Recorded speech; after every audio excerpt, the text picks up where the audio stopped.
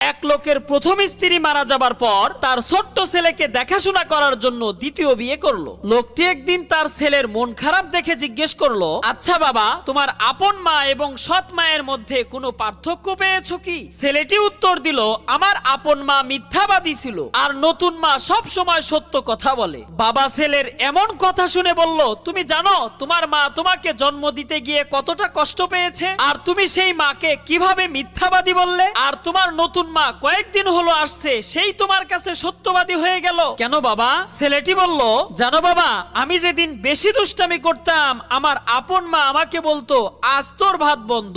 এরপর দুপুর হতে না হতেই আমার মা আমাকে সারা গ্রাম জুড়ে খুঁজে বের করে এনে গোসল করিয়ে নিজ হাতে খাওয়াইয়া দিত। ইস, কতই না ভালোবাসতো। আর আমার নতুন মাও বলে, বেশি দুষ্টামি করলে ভাত বন্ধ। যা বলে তাই করে। আজ 2 দিন হয়ে গেল আমি কিচ্ছু খাইনি। বাবা গো, আমার